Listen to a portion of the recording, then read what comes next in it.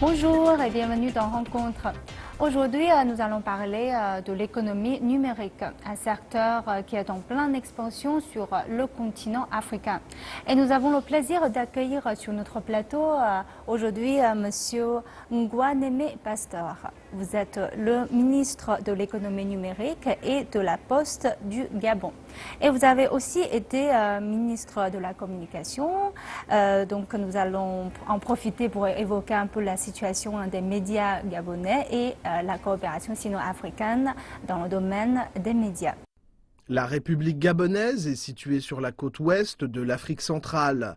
C'est un pays qui compte de très importantes ressources naturelles et pétrolières. Véritable paradis naturel, le Gabon est connu pour la richesse extraordinaire de sa faune et de sa flore. La forêt gabonaise s'étend sur 200 000 km², soit 85% du territoire, et son potentiel marchand est aujourd'hui estimé à 400 millions de mètres cubes.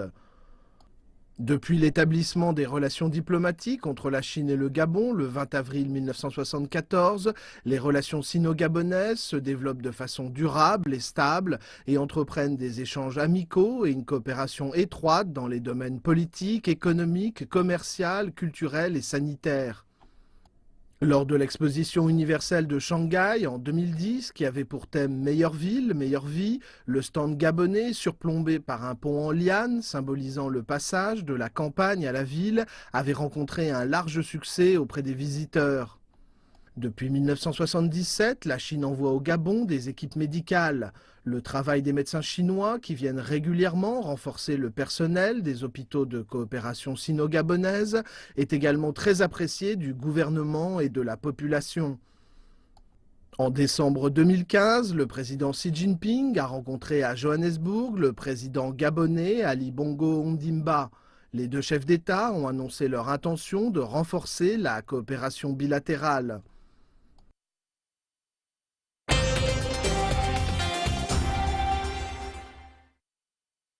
Alors, pour commencer, je pense qu'il est important de donner un peu d'éclaircissement à nos téléspectateurs sur ce que c'est exactement l'économie numérique. Alors, l'économie numérique, si vous voulez, pour ne pas être très technique, c'est l'utilisation des télécommunications et de l'informatique pour différentes sortes de choses, pour produire, pour éduquer, pour se soigner, pour se divertir. Et c'est cet ensemble-là qu'on désigne par économie numérique. En réalité, on parle de plus en plus aujourd'hui de numérique. Donc c'est l'utilisation de cette technologie pour faire les gestes de tous les jours, hein, qu'il s'agisse de produire, qu'il s'agisse de commercer, qu'il s'agisse d'apprendre, qu'il s'agisse de se soigner, qu'il s'agisse de se divertir. Donc voilà, si vous voulez, c'est une palette très très large. Vous avez fait des interventions lors du 13e colloque de l'Union internationale des télécommunications et vous avez souligné l'ambition du Gabon dans ce secteur. Pouvez-vous nous dire les progrès qui ont été accomplis dans ce domaine jusqu'ici? L'économie numérique au Gabon a été identifiée comme l'un des secteurs par le président de la République, chef de l'État, le président Ali Bongo Ondimba, comme un des secteurs qui est capable de dynamiser la croissance économique. Non seulement de dynamiser la croissance économique, mais également de transformer complètement la façon, la vie des gens. Et d'ailleurs, au Gabon, ce dont le président de la République tient le plus, c'est de savoir, chaque fois que nous mettons en œuvre une politique, c'est de savoir comment ça transforme la vie des gens. Et donc au Gabon, ce que nous faisons, c'est que nous développons l'économie numérique dans ce qu'on a appelé au Gabon le plan Gabon numérique. Et ce plan Gabon numérique, c'est au fond, c'est des choses très simples. Par exemple, nous voulons construire des infrastructures numériques de rang mondial. Et les infrastructures numériques, parmi lesquelles la fibre optique. Donc nous développons actuellement la fibre optique au Gabon, nous tirons des lignes de fibre optique, notamment grâce au plan CAB 4, c'est-à-dire le Central African Backbone. Et Pourquoi nous faisons ça au fond? Nous le faisons parce que précisément nous voulons développer la connectivité et par la suite l'ensemble des activités liées à la connectivité et donc l'économie numérique. On considère en général, et c'est une étude de la Banque mondiale qui le dit, que chaque fois que nous augmentons de 10% l'usage du haut débit, le PIB croît de 2 points. Et donc c'est très important de faire ce que nous sommes en train de faire. Donc premièrement, nous voulons construire une infrastructure. Donc à travers l'ensemble du Gabon, nous voulons mettre de la fibre optique. La fibre optique, ça va permettre donc la connectivité et l'usage du haut débit. Ça, c'est la première chose. La deuxième chose, c'est que ce que nous voulons faire aussi, c'est grâce à la fibre optique, c'est développer des applications numériques et des services numériques à valeur ajoutée qui font du Gabon un pôle régional de services à valeur numérique. Voilà ce que nous voulons faire et voilà l'ambition du chef de l'État que modestement, à la place qui est la mienne, j'essaye de mettre en œuvre. Donc, ça veut dire que l'économie numérique contribue, comme vous avez évoqué ce que dit la Banque mondiale, en fait, contribue vraiment à l'économie réelle. Dans un oui, sens. Bien sûr, l'économie numérique contribue à l'économie réelle. Pourquoi? Deux choses simplement. L'économie numérique permet l'usage de l'ensemble des applications numériques, permet de mieux produire et de produire vite. Donc, c'est un facteur de productivité de l'économie. Mais en même temps, l'économie numérique est en soi un facteur de croissance puisqu'il s'agit de créer des entreprises, il s'agit de donner de l'emploi et de créer de la valeur. Donc, non seulement l'économie numérique permet aux entreprises qui existent de mieux travailler, mais aussi l'économie numérique permet de créer des entreprises, de créer de la valeur et de donner de l'emploi.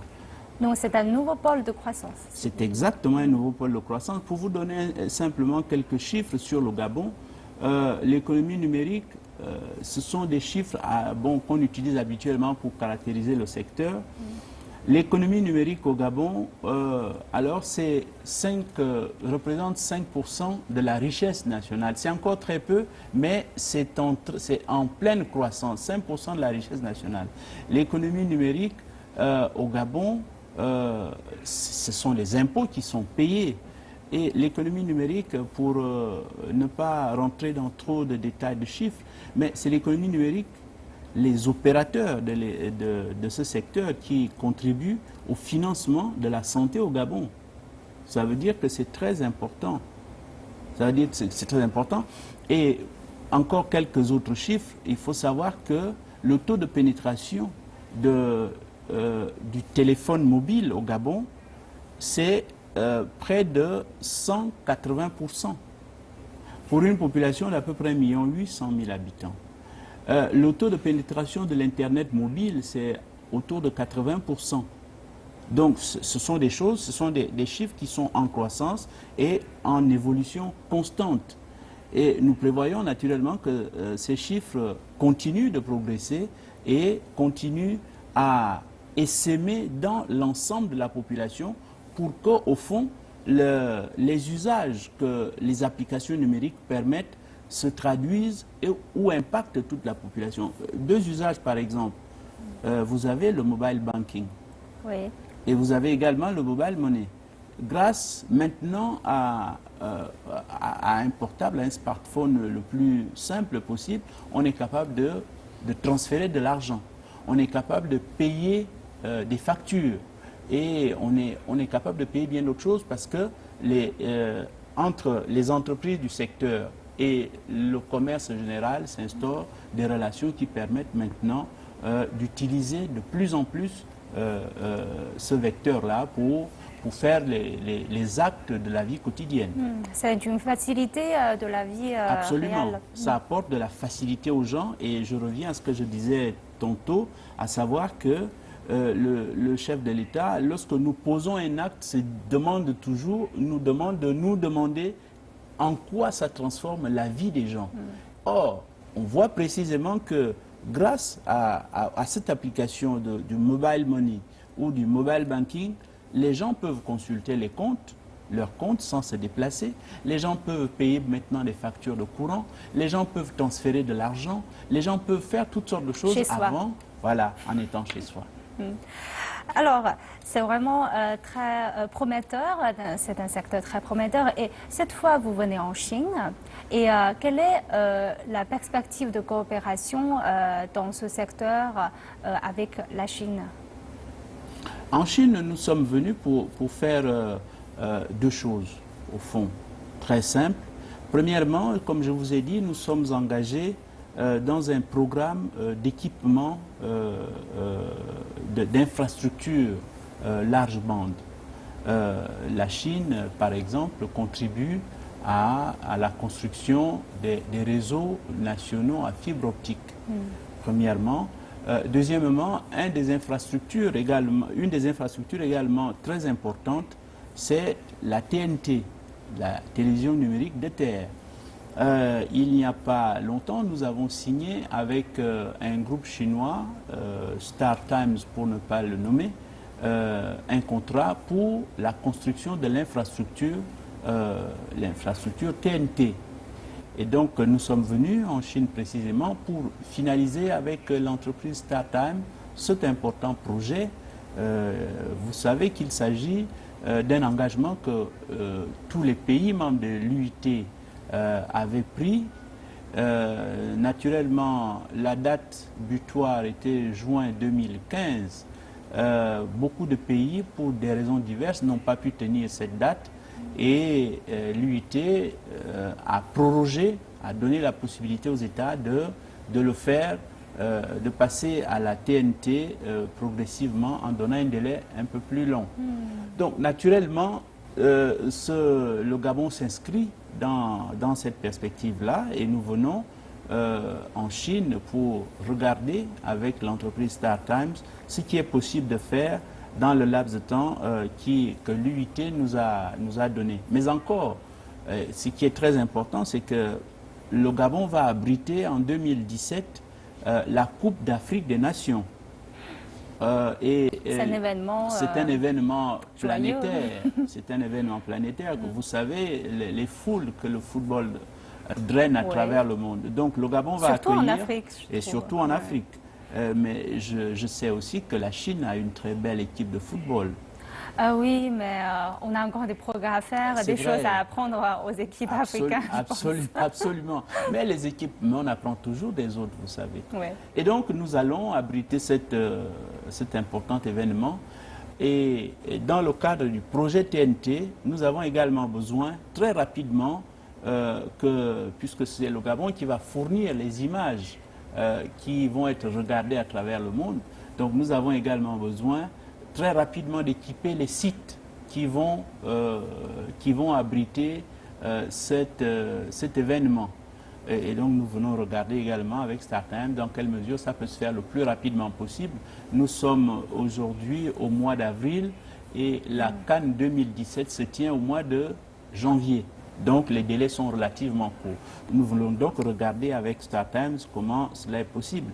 Donc vous voyez, je viens de vous citer là deux domaines de coopération très importants avec la Chine naturellement. Je vous ai parlé de la fibre optique, je vous ai parlé du projet TNT, le projet de migration de la télé analogique vers la télé numérique de terre.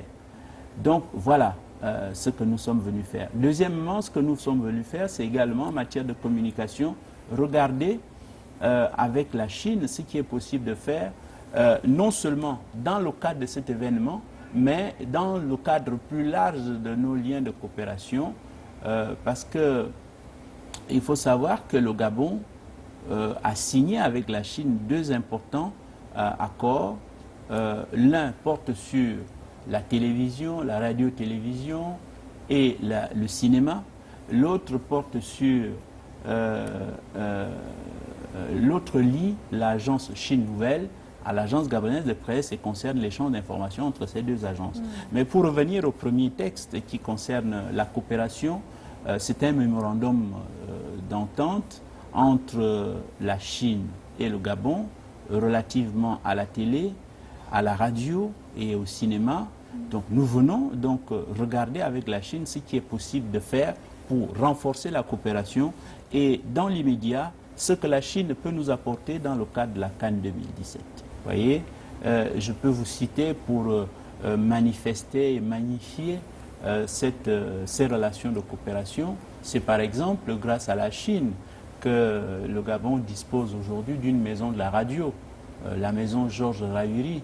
Ça a été construit par une entreprise chinoise. C'est également la Chine qui a construit le palais de l'Assemblée nationale, le palais du Sénat. C'est également la Chine, dans le cadre d'une précédente Coupe d'Afrique des Nations, qui a construit le stade de l'amitié sino-gabonaise. Et actuellement, dans le cadre de la Coupe d'Afrique des Nations 2017, c'est aussi la Chine qui est en train de construire l'ensemble des stades destinés à abriter cet événement. Pour revenir plus précisément au forum Chine-Afrique, il vous souviendra qu'en 2015, je crois, le président chinois Xi Jinping a mobilisé, je crois, une 60aine de milliards pour financer les projets prioritaires dans le cadre de cette coopération. Donc nous attendons de voir. Le Gabon naturellement est éligible à cette coopération puisque nous sommes un ancien partenaire de la Chine.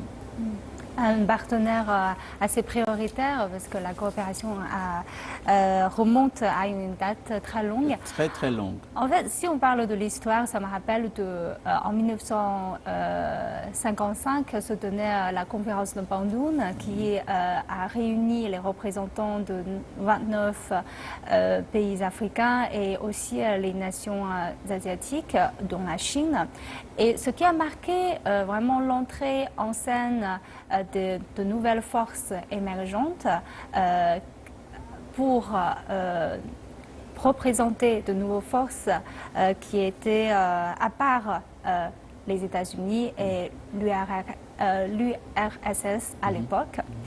Et maintenant, je ne sais pas, dans le domaine médiatique, avez-vous l'impression que le moment est venu, parce que j'ai vu il y a le réveil des médias gabonais, le réveil des médias chinois, et maintenant la Chine et l'Afrique commencent à coopérer.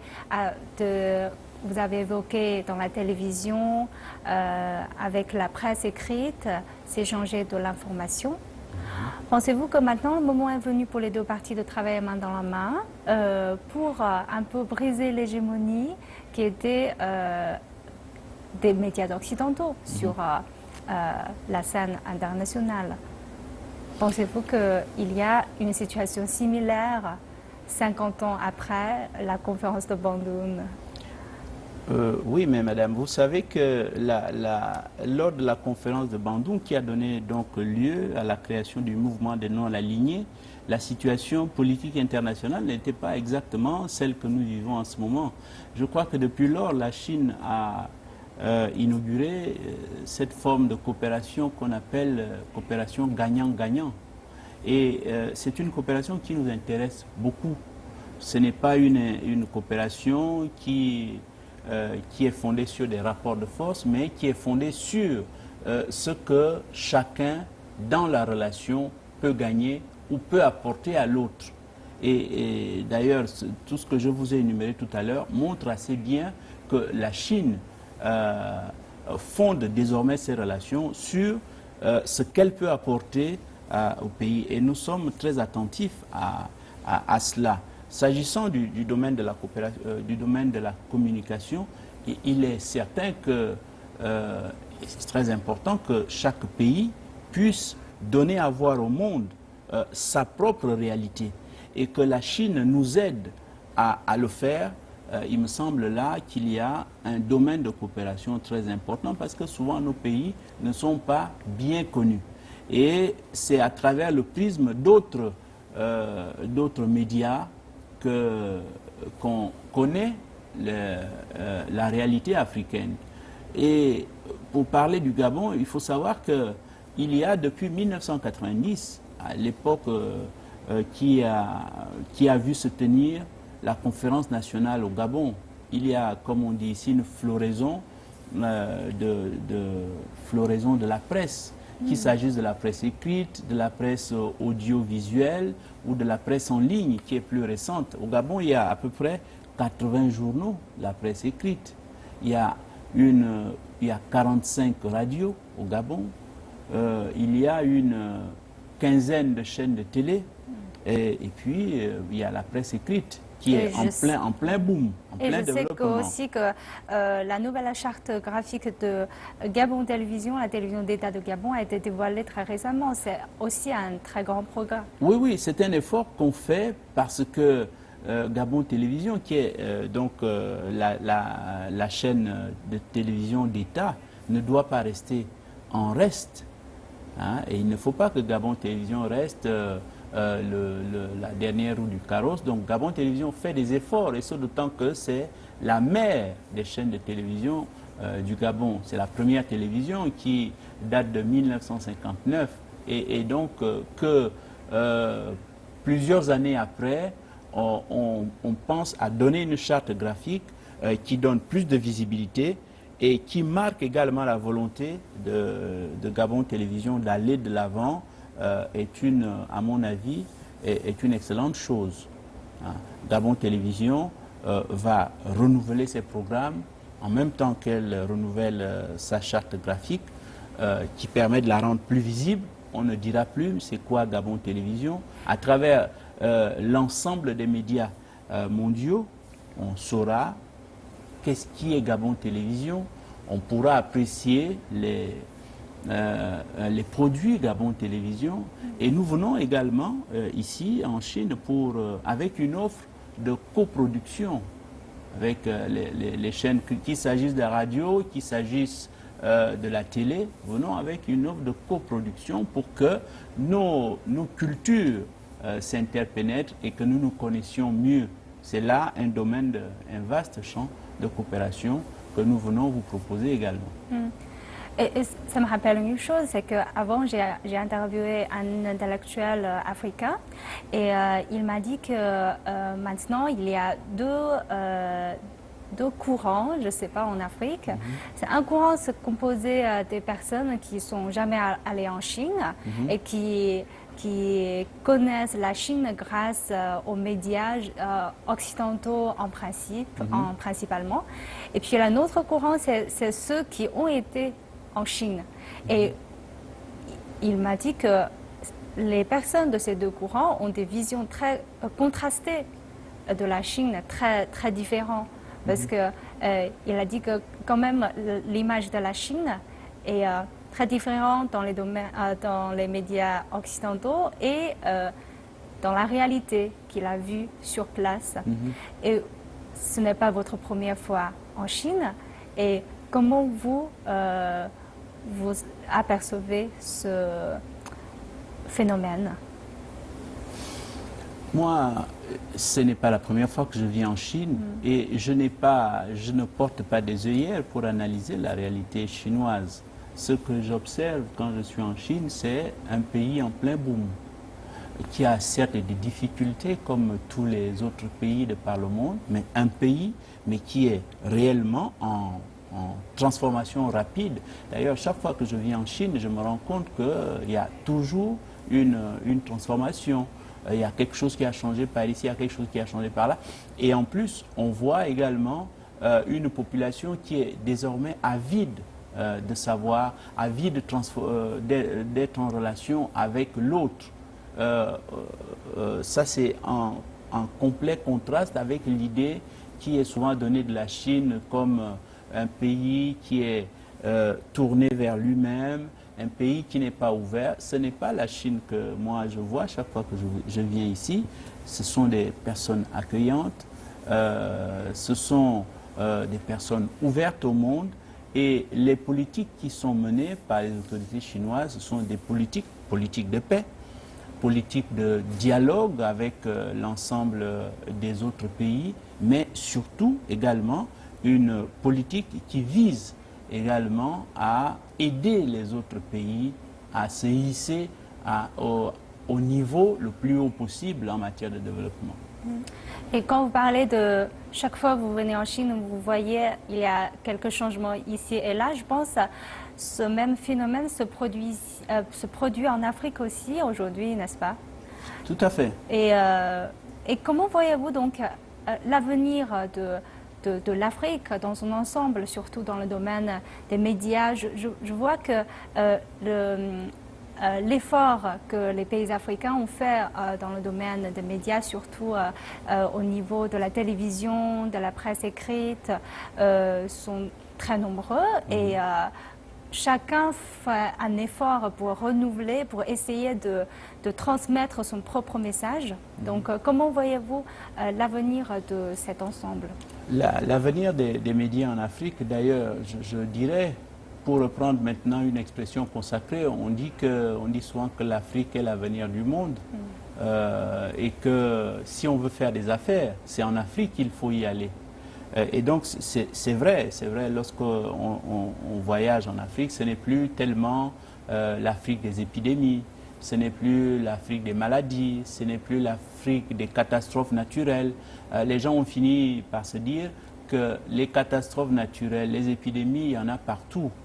Mais ce qu'on constate le plus, c'est que l'Afrique est maintenant le continent où il faut aller chercher la croissance. À mon avis, dans les années qui viennent, les médias vont prendre de plus en plus d'ampleur par rapport. Il faut savoir que l'Afrique est quand même le continent le plus jeune à travers le monde. Donc, on y a la force vive, on y a la jeunesse. Et qui dit jeunesse dit envie d'aller de l'avant. Et c'est la soif de connaître, la soif de changement et la soif de transformer la situation et la soif de transformer le pays dans lequel on est. Et les médias, de ce point de vue, vont jouer un rôle de plus en plus important. D'un homme de presse français qui dit toujours, c'est Hubert Beuve-Méry, qui disait qu'il ne faut pas que nos raisons de vivre supplantent notre raison d'être. Et je crois que c'est ce qui doit guider la presse africaine. La raison d'être de la presse, c'est informer, divertir et éduquer. Je crois que c'est les trois mots qui reviennent le plus souvent lorsqu'on veut parler de la presse.